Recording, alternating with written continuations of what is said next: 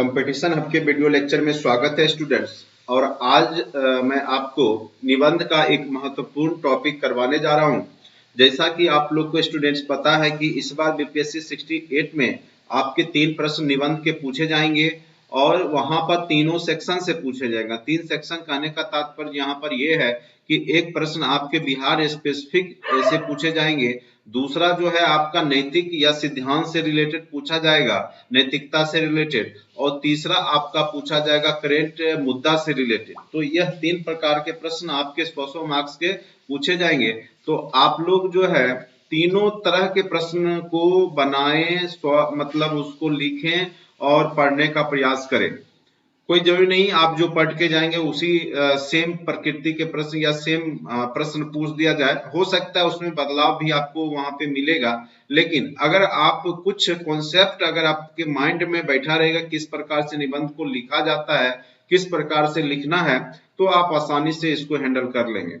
और हमारे ऐप में सारा पूरा GS1, GS2 और हिस्ट्री ऑप्शनल के कोर्स करा दिए गए हैं, तो आप उसको भी बाय कर सकते हैं। जो लोग अगर आपको अच्छा लगता है और आप मेरे वीडियो को फॉलो कर रहे हैं तो आप जरूर उसको देखें। जैसा कि आपको पता होगा 67th में सारे प्रश्न हमारे क्लास नोट्स प्रोग्राम से आए थे, क्लास प्रोग्राम से आए थे, तो आप भरोसा कर सकते हैं और कोर्स को जरूर बाय करें। मात्र 2500 में पूरा कंप्लीट कोर्स आपका अभी दिया जा रहा है। उसमें आपके निबंध भी हैं, ऐसे वगैरह, और आपके हिस्ट्री ऑप्शनल के ऑब्जेक्टिव मल्टीपल चॉइस क्वेश्चन के भी सारे PDF टॉपिक वाइज आपको दिए जाएंगे। इसीलिए आप लोग जरूर से जरूर जुड़ जाएं, जिससे कि आपको 68 मेंस लिखने में परेशानी नहीं हो। और जिन लोग का यह रिजल्ट बना है वो बहुत ही गोल्डन चांस में है, आपको बेहतरीन मौका मिला है अधिकारी बनने का। तो इसको आप गवाए नहीं, सही डायरेक्शन में सही जगह पर पढ़ें तो आपको सफलता जरूर मिलेगी। और किसी के बहकावे में ना आए, अपना खुद एनालिसिस करें कि किस प्रकार से हमें तैयारी करना है और कौन टीचर बेस्ट है जो आपको बेहतरीन तैयारी करवा सकता है। तो आपको अनुभव से ही आप अपनी सफलता को प्राप्त कर सकते हैं। चलिए, तो सबसे महत्वपूर्ण यहाँ पर ये लाइन देखिए लिखा हुआ है, खुद में वह बदलाव लाइए जो आप दुनिया में देखना चाहते हैं। देखिए नैतिक सिद्धांत का है यह टॉपिक। मतलब अगर आपको लगता है कि दुनिया में बहुत सारा भ्रष्टाचार है या कुछ कमियां हैं, तो सबसे पहले हमें अपने आप को सुधारना होगा, तभी जाकर के आप दुनिया को बदल सकते हैं। और यह कथन गांधी जी का है। महात्मा गांधी ने कहा था कि अगर आप दुनिया को में बदलाव अगर देखना चाहते हैं तो सबसे पहले खुद में बदलाव कीजिए। और गांधी जी ऐसा करते भी थे। बहुत सारी कहानी भी आपने सुना होगा कि एक बार एक महिला अपने बच्चे को लेके आई तो उनसे गांधी जी से बोला कि ये चीनी बहुत खाता है, और गांधी जी भी चीनी खाते थे। तो उन्होंने बोला था कि महिला ने कि बच्चे को थोड़ा समझा दीजिए। तो गांधी जी बोले रुकिए, अभी मैं इसको नहीं समझाऊंगा, नेक्स्ट वीक आइएगा तब फिर मैं समझाऊंगा। और उसके बाद गांधी जी जब चीनी खा रहे थे तो गांधी जी चीनी खाना छोड़ दिए। उसके बाद फिर उस बच्चे को बुला करके समझाए इससे क्या क्या प्रॉब्लम हो सकता है। तो इस तरह की भी कहानियां बहुत सारी है। तो कहने का अर्थ है कि आप अपने आप में जब तक बदलाव नहीं लाएंगे तब तक आप दुनिया को बदला हुआ नहीं पाएंगे। अगर आप दूसरों में बदलाव चाहते हैं तो उससे पहले आपको खुद में बदलाव करना होगा। जैसे अगर आप चाहते हैं कि पूरा आपका आसपास का वातावरण साफ सुथरा रहे, तो आपको क्या करना है कि आपको खुद पे साफ सफाई पे ध्यान देना है। अपने आप जो है दुनिया साफ सुथरा आपको होने लगेगी। कहने का अर्थ है कि जब व्यक्ति खुद पे काम करता है तो उसके साथ साथ समाज का भी काम हो जाता है। ठीक है, तो इस तथ्य को आपको समझना होगा अच्छे से। और यह कथन किसने कहा, कब कहा और क्या इसका निष्कर्ष है, तो ये आप यहाँ पर देखिए नोट्स में लिखा हुआ है। देखिए हमारे देश में कई ऐसे महापुरुष हैं जिनका जीवन विचारों से बहुत कुछ सीखा जा सकता है। जिनके जीवन और विचारों से, जैसे स्वामी विवेकानंद हैं, चाहे महात्मा गांधी हैं, तो उनके विचार और अभिव्यक्ति से आप बहुत कुछ सीख सकते हैं। इन महापुरुषों के विचार हमें निराशा के माहौल में भी उबरने में सहायक होता है। इन विचारों में ऐसी ऊर्जा है कि इंसान एक बार से किसी काम को करने का हौसला जुटा लेता है। ऐसे ही सकारात्मक विचारों से दुनिया को प्रभावित करने वाले महापुरुषों में एक महात्मा गांधी हैं। महात्मा गांधी ने कहा था, यदि आप चाहते हैं दुनिया वैसी दिखे जैसा आप चाहते हो, तो सबसे पहले खुद वह बदलाव लाइए जैसा कि आप दुनिया में देखना चाहते हैं। ठीक है, तो सबसे महत्वपूर्ण यह लाइन है।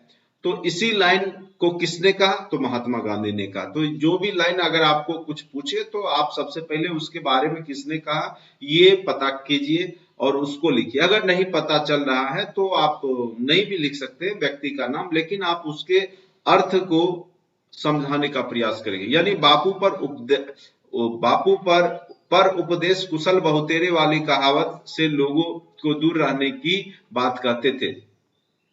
उनका मानना था कि आप अच्छी बातों का अनुकरण पहले खुद करें और उसके बाद दूसरों को अपनाने की बात करें। खुद पर पहले आप कोई भी अनुकरण कुछ भी कर रहे हैं, किसी को समझा रहे हैं, तो सबसे पहले खुद उस चीज को फॉलो कीजिए। अगर दूसरे से चाहते हैं कि आपको सम्मान मिले तो आप उसको सम्मान कीजिए। अगर आप चाहते हैं कि दूसरा आपको रिस्पेक्ट करे तो आपको भी दूसरे को रिस्पेक्ट करना होगा। अगर आप दूसरे को रिस्पेक्ट नहीं करेंगे तो आपको भी कोई रिस्पेक्ट नहीं देगा। ठीक है, तो ये बात है। यहाँ पर महात्मा गांधी के उपरोक्त कथन आज ज्यादा महत्वपूर्ण हो गया है, क्योंकि हर कोई बड़ी बेसब्री से पहले दूसरों के बदलने का इंतजार कर रहा है। सभी चाह रहे हैं कि दूसरा कोई बदले, दूसरा कोई रिफॉर्म लाए, दूसरा कोई क्रांति करे, यानी खुद कोई करना नहीं चाहते। फिर उसके बाद खुद के परिवर्तन के बारे में सोच रहा है। हम सभी परिवर्तन की प्रक्रिया में खुद को बिल्कुल आखिरी में खड़ा करते हैं, यानी पहले संसार बदल जाए तब हम बदलेंगे, लेकिन दूसरों को पहले आप कहकर आगे खड़ा करके रहते हैं। ऐसा क्यों होता है? शायद इसलिए कि हम अपने चश्मे से ही दुनिया को देखना पसंद करते हैं। इसलिए अधिकांश लोगों को सामने वाले से ही परिवर्तन की अपेक्षा होती है, खुद से नहीं। यानी आप या हम जो भी हैं वर्तमान में दूसरे से अपेक्षा करते हैं कि दूसरा बदलाव लाए, दूसरा ये लाए, और सबसे लास्ट में हम खुद पे बदलाव करेंगे। तो ये कहीं ना कहीं आपको नकारात्मकता की ओर ले जाता है, और फिर वह जो है आप जो देखना चाहते हैं आप वो कभी देख नहीं पाते। हम सभी अपने जीवन में बदलाव तो चाहते हैं, लेकिन वास्तव में कोई यह नहीं जानता कि परिवर्तन की इस प्रक्रिया को शुरू कहां से किया जाए। एक मशहूर कहावत है, जैसा सोचोगे वैसा बनोगे। ठीक है, आप जैसा थिंक करते हैं, आप जिस चीज के बारे में सोचते हैं, आप वैसा ही बन जाते हैं। परिवर्तन की इस प्रक्रिया के लिए हमें सबसे पहले अपने सोच में बदलाव लाना होगा। सोच में परिवर्तन हमारी वाणी और कर्मों में बदलाव लाता है। अगर आपका सोच बदलेगा तो आपके वाणी में, आपके बोली में, आपके कर्म में स्वतः बदलाव आ जाता है। अगर आप पॉजिटिव सोचेंगे तो आपकी वाणी भी हमेशा जो है मधुर होगी और आप कर्म के प्रति वफादार रहेंगे। ठीक है, जिससे हमारे दृष्टिकोण, हमारी चेतना के स्तर में परिवर्तन आता है। हम एक बदली हुई शख्सियत बनकर सामने आते हैं।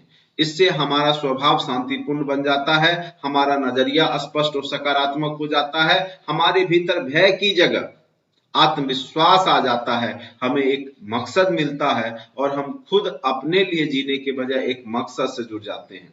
ऐसे में अक्सर हम दुख से उठकर अपने आप को परमार्थ की किसी ऊंचे स्तर पर स्थिर करने की ओर बढ़ते हैं। क्या आप सभी ऐसे परिवर्तन की इच्छा नहीं रखते? तो शुरुआत का यह सबसे अच्छा मौका है। बस अपनी सोच को बदलिए, उसी के साथ खुद को भी बदलिए। पूरी दुनिया को बदलने का रास्ता यहीं से शुरू होगा। जब तक आप खुद नहीं बदलेंगे तब तक पूरा दुनिया नहीं बदल सकता, क्योंकि आप हम सभी दुनिया के पार्ट हैं। इसी में सबका उद्धार है, और आपका भी, देश और समाज के विकास तभी मुमकिन है जब हम खुद के विचार और व्यवहार में बदलाव लाएं। जब हम चाहते हैं कि भ्रष्टाचार बंद हो तो खुद आपको भ्रष्टाचार पनपने वाली शक्ति नहीं बनना है। यानी आप खुद जाकर के किसी को पैसे देके काम करवा रहे हैं। जैसे दहेज प्रथा, अगर दहेज प्रथा आप चाहते हैं बैन हो जाए, तो अगर आप गौर करेंगे तो लड़की वाला भी कहीं ना कहीं जिम्मेदार होता है दहेज प्रथा के लिए। अगर लड़की वाला देना नहीं चाहे दहेज, सभी लड़की वाले अगर देना बंद कर दे तो कोई लड़का वाला मांगेगा भी नहीं, और जाकर के जो भी उसका लीगल एक्टिविटी है या लीगल केस है वो करे, तो आपका दहेज बंद हो जाएगा। लेकिन होता क्या है, कि कोई भी लड़की का पिता है तो अपनी बेटी या जो भी है उसकी कमी को छिपाने के लिए वो दहेज दे देता है। नहीं तो अभी भी समाज में बहुत सारे ऐसे लोग हैं जो पढ़ी लिखी जॉब प्रोफाइल की लड़की है और अगर लड़का भी है तो दोनों जो है बिना दहेज के शादियां करते हैं। ठीक है, तो कहने का अर्थ मेरा ये है कि अगर दहेज है तो कहीं ना कहीं इसके पीछे लड़के के गार्जियन तो जिम्मेदार हैं ही, साथ साथ जो देने वाले लोग हैं वो भी जिम्मेदार है। आप देते क्यों है जो वो लेता है। आप वैसे लड़के को बहिष्कार कीजिए जो दहेज मांगता है, उससे किसी का विवाह नहीं, कोई लड़की वाला उसके पास नहीं जाए। लेकिन होता यह है कि अगर कोई अच्छे जॉब में है तो अगर उसको दहेज में अगर मान के चले 5 दे रहा है, 5 लाख दे रहा है, तो अगला पार्टी जाकर के बोलेगा हम 10 लाख देंगे। अब बताइए यहाँ पे लड़की वाले ने दहेज बढ़ाया कि लड़के वाले, तो उसके बाद लड़के वाले का भी मन बढ़ता है। तो कहीं ना कहीं अगर आपको दहेज प्रथा उन्मूलन चाहिए तो आपको खुद भी इस बात को ध्यान रखना है और समाज के लोगों को भी प्रेरित करना। पहले खुद पे अप्लाई करना है, उसके बाद समाज के लोगों को प्रेरित करना है, तब जाकर के वह आपका पूरा समाज जो है दहेज मुक्त हो जाएगा। ठीक है, तो इस बात को भी आप चर्चा कर सकते हैं, समझा सकते हैं। और देखिए निबंध क्या है कि अपने मन की जो आपकी अभिव्यक्ति है उस तथ्य को लेकर के, तो उसको जरूर आप अपना जो है लेखन शैली में उतारिए।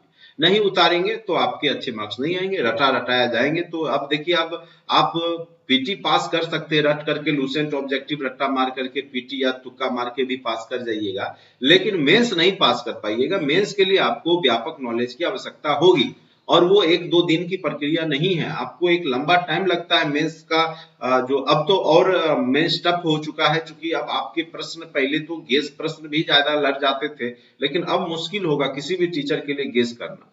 और साथ साथ आपके निबंध भी सेक्शन है और वो आपको व्यापक आयाम खोजेगा कि आप समाज को किस नजरिया से देख रहे हैं और आपकी समाज में लोगों तक पहुंच कितनी है, आपके अंदर सामाजिकता कितनी है। और आप जब निबंध लिखेंगे वो सारा कुछ दिखेगा।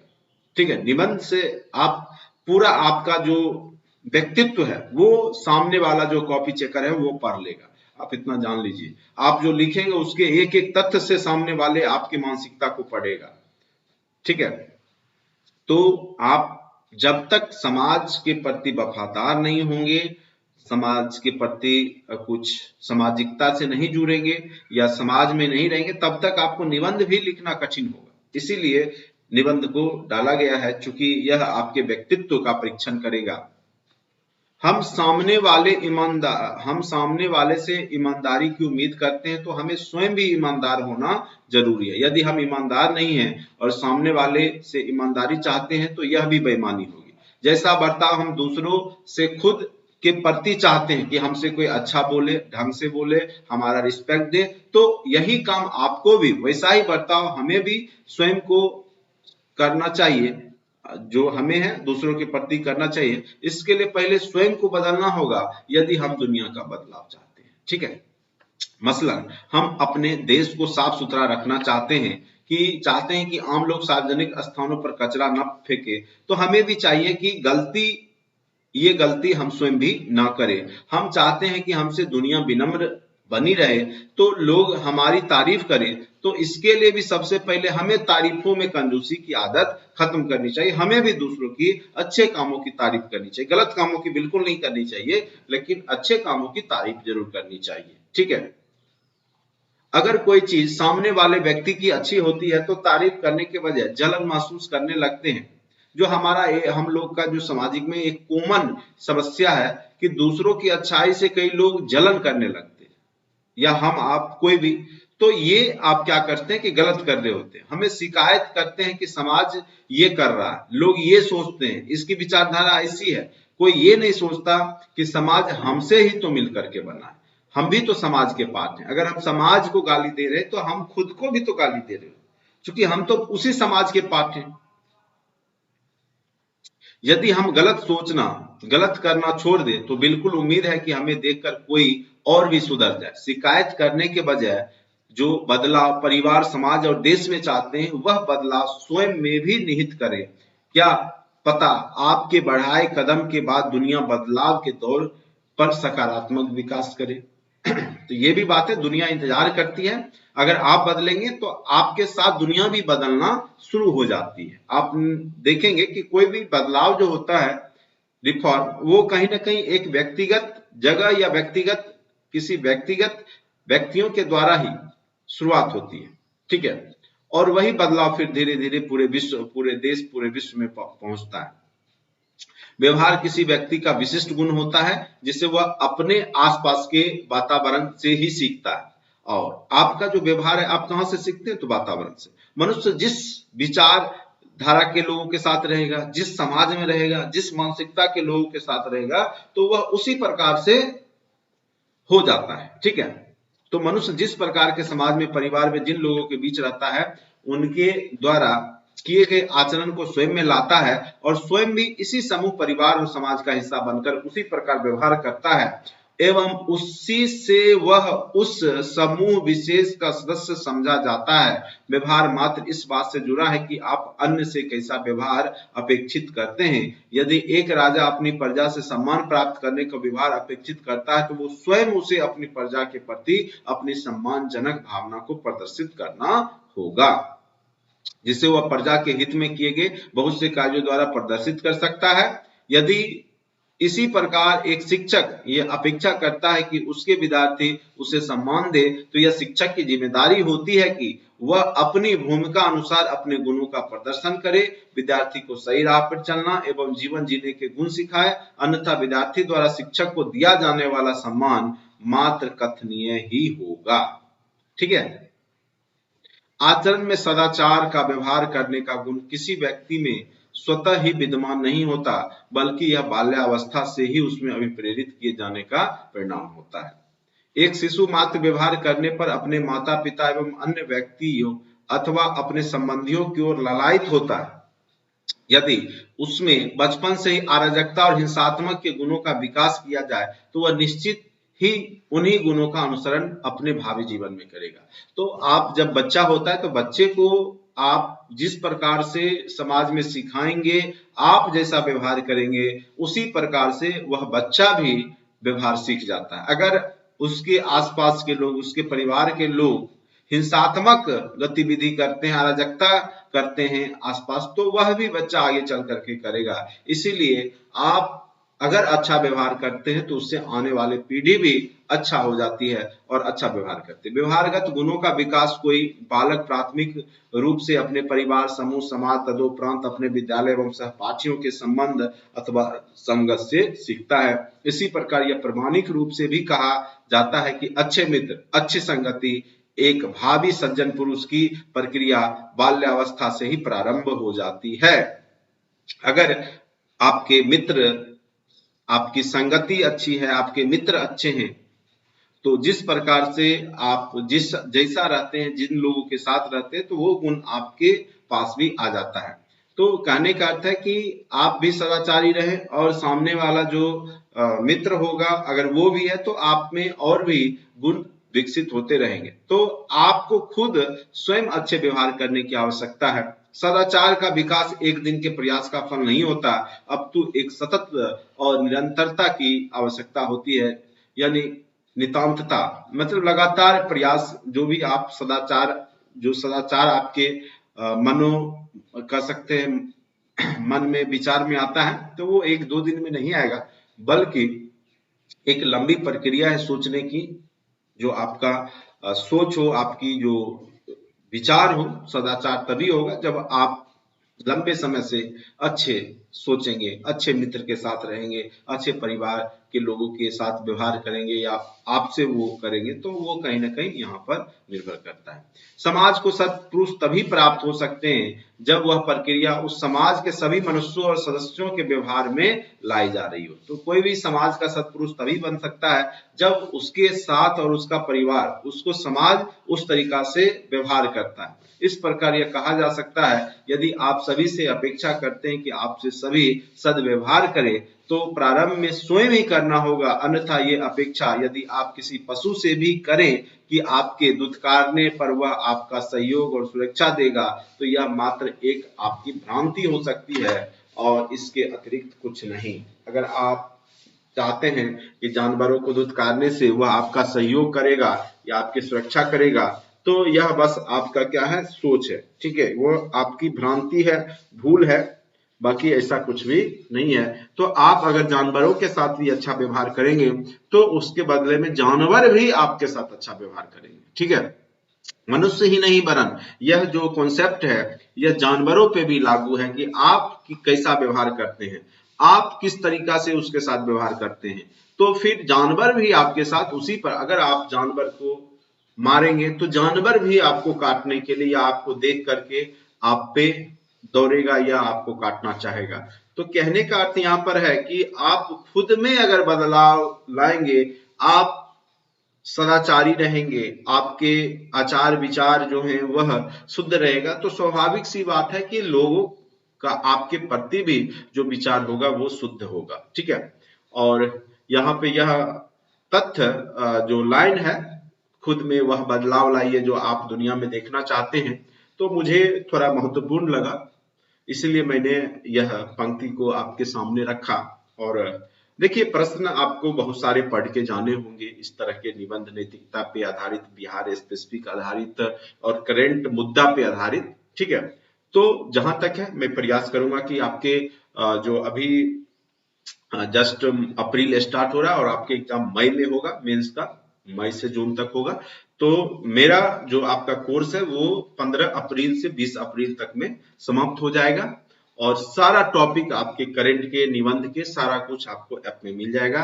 तो आप जरूर ऐप को बाय कीजिए और डिस्क्रिप्शन बॉक्स में लिंक दिया गया है। मात्र 2500 में आपको पूरा कोर्स करवाया जा रहा है पूरे ऑल इंडिया में। मैं गारंटी के साथ बोलूंगा जितना मैंने अभी आपको टॉपिक कराया है, ठीक है, उतना कोई भी संस्थान आपको इतने सस्ते दर में और बेस्ट क्वालिटी के साथ नहीं करवाएगा।